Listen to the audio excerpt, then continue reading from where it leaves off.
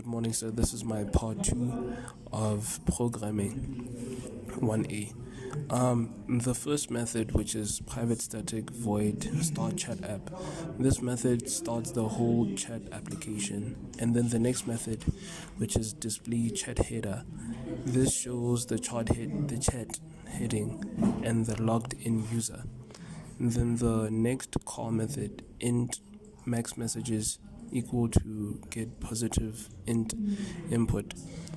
This call method asks the user how many messages they want to send.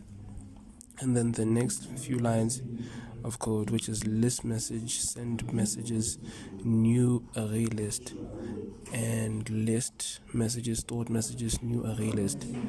This creates two lists, one for send messages and one for stored messages.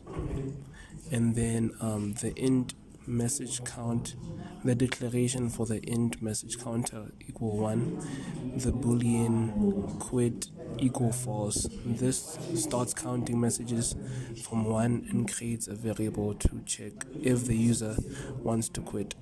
The while loop, which is which is not quit and message counter.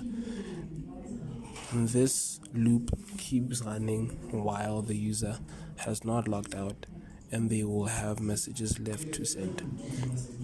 The call method display chat menu. This shows the menu. The next line, end choice equal get input. This new method, gets the user's menu choice. And then the switch statement, case 1. If the user chooses 1, the program sends a new message, and then the new method send new message calls the method that creates and sends the message. Message counter, which is an increment, increases the message count. Case 2 displays recently sent messages. Case 3 logs the user out. And then the default line code shows an error if the user enters the wrong option.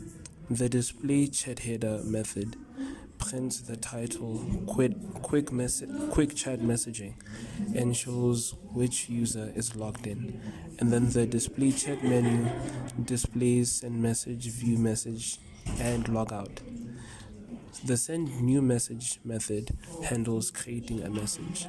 The string recipient gets the phone number, the string content gets the message text, and the message new message creates a new message object. Then the validation, which is message full stop check recipient cell method. This method, all in all, checks if the phone number is valid and the message is not too long. And the if statement validates if it fails, then the message is not created. Then the message action, the int action gets message action. That method asks the user whether to send, to discard, or to store the message. And then the method for send messages adds a sent message to the sent list. And the stored message method stores messages to the saved list. This display recent messages. This method shows all the recently sent messages using a loop. It also displays the message ID, recipient, and the message hash. Excuse me. Display chatter summary method. At the end of the code, it calls the method and also prints total messages that were sent, the stored messages, and all the messages sent overall. And the utility methods, which are the smaller methods that help the program to work better, they get the text input, safely get numbers, and only allow positive numbers.